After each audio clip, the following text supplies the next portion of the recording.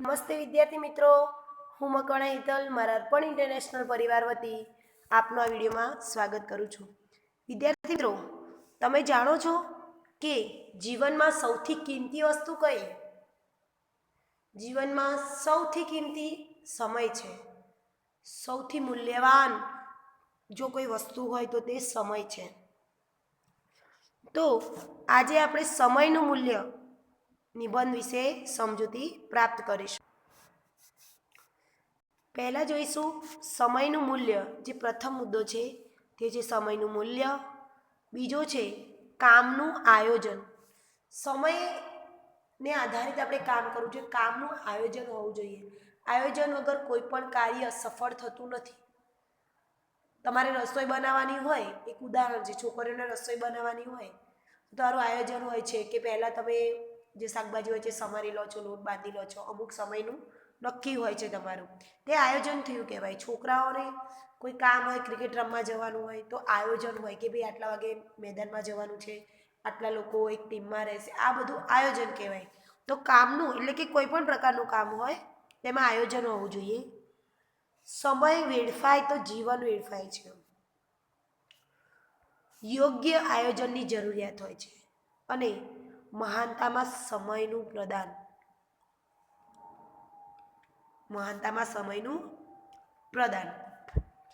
તો સમયનું મૂલ્ય વિષય વસ્તુ પર તમારે તમારા શાબ્દિક શબ્દો લખવાના છે, તમારા વિચારો શાબ્દિક રીતે રજૂ કરવાના છે.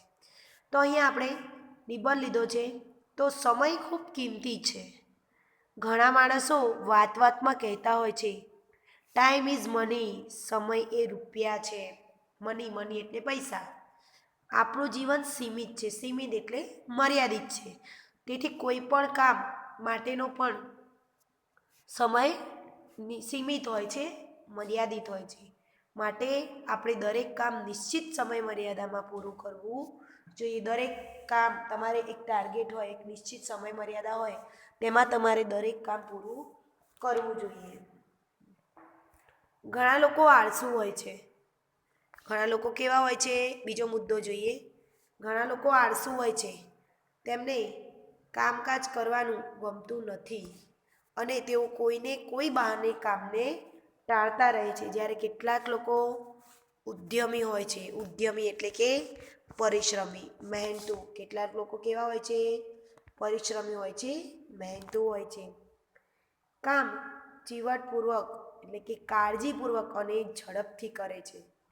તેમનો એક જ સિદ્ધાંત છે, કલ કરે સો આજ કર, આજ કરે સો અબ. કાલે કરવાનું છે તમે આજે કરો ને આજે કરવાનું છે અત્યારે.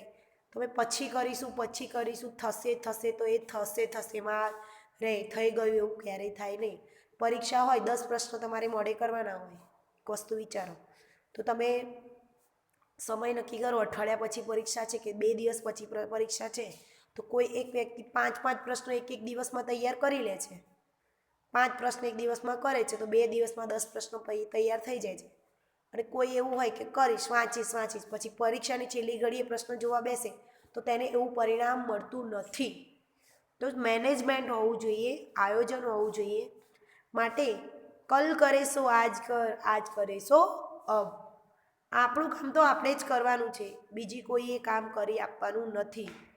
આપણું જે કામ છે એ આપણે જાતે કરવાનું છે, બીજું કોઈ કરી આપવા આવવાનું નથી. માટે વ્યર્થ સમય શા કામ ગુમાવવો? માટે ખોટો સમય બગાડવાનો કોઈ મતલબ નથી. ગયેલો સમય કદી પાછો આવતો નથી. ગયેલો સમય ક્યારેય પાછો નથી આવતો. તમે જો સમય કેટલો મૂલ્યવાન છે. કોઈ વ્યક્તિ મૃત્યુ પામતું હોય ને તો મરતી ઘડી એને કહેવાનો સમય રહેતો નથી. ફિક્સ સમય હોય, એના મૃત્યુનો સમય નજીક આવી ગયો હોય ને તો 1 થી 2 સેકન્ડ કે 5 સેકન્ડ કંઈક કહેવું હોય ને તો એ વ્યક્તિ કહી ના શકે. એટલે તમે એ ઉપરથી સમજો સમયની કિંમત.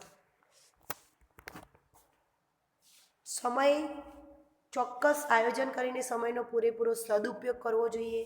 દિવસના 24 કલાક હોય છે, એમાંથી 8-10 કલાક આરામ પાછળ ખર્ચાઈ જાય છે.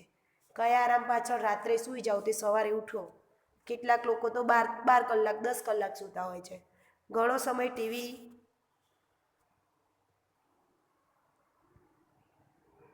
સમય શું થાય છે? ટીવી અને મોબાઈલ ફોન પાછળ વપરાઈ જતો હોય છે. ઘણો સમય ટીવી અને મોબાઈલ ફોન ટાપા કે આમ તેમ આટા ફેરા પાછળ વેડફાઈ જાય છે. કોઈ કામ ન કરીએ તો પણ આખો દિવસ પસાર તો થઈ જ જાય છે.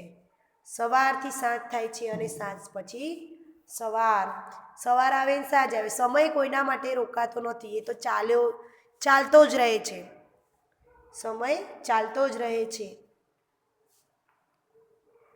આમ સમય અવિરત વહેતો જ રહે છે. આમ ને આમ એક દિવસ જિંદગી પૂરી થઈ જાય. એક શાયર શું કહે છે?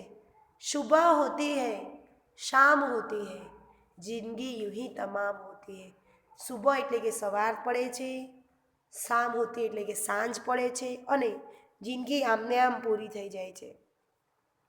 જે માણસ સમયનું મૂલ્ય સમજતો નથી, સમયનું યોગ્ય આયોજન કરતો નથી, સમયસર કામ કરતો નથી, તેનું જીવન પણ જેમ તેમ પસાર થઈ જાય છે.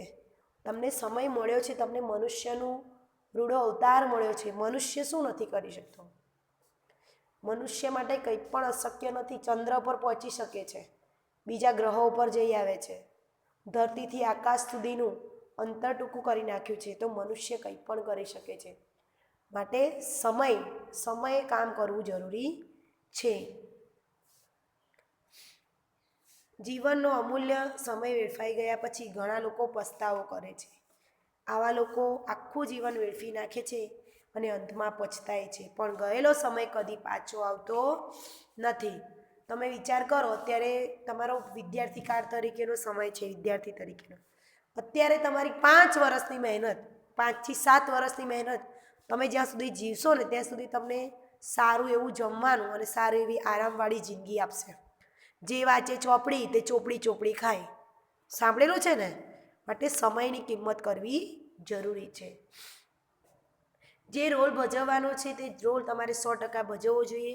સમયને માન આપવું જોઈએ. અને જે લોકો એવું નથી કરતા તે પછતાય છે. એટલે બગડી ગયેલી બીજી બાજી સુધારવાની તક મળતી નથી. ક્યારેય સમય પાછો આવતો નથી. કોઈએ સાચું જ કહ્યું છે કે બોલાઈ ગયેલા શબ્દો અને છૂટી ગયેલું બાણ અને વીતી ગયેલો સમય કદી પાછો ફરતો નથી. માટે આ ત્રણેયનો ઉપયોગ ખૂબ સાચવીને કરવો જોઈએ. બોલાયેલો શબ્દ, છૂટી ગયેલું બાણ અને સમય જે પસાર થઈ ગયો છે તે પાછો આવતો નથી. માટે હંમેશા તેનો સાચવીને ઉપયોગ કરવો જોઈએ. જે લોકો સમયનું યોગ્ય આયોજન કરે તે જે ધારે તે કરી શકે છે. તે ધારે તે સિદ્ધિ મેળવી શકે છે. જે લોકો મહાન થઈ ગયા તેમની પાસે પણ સમય મર્યાદિત હતો.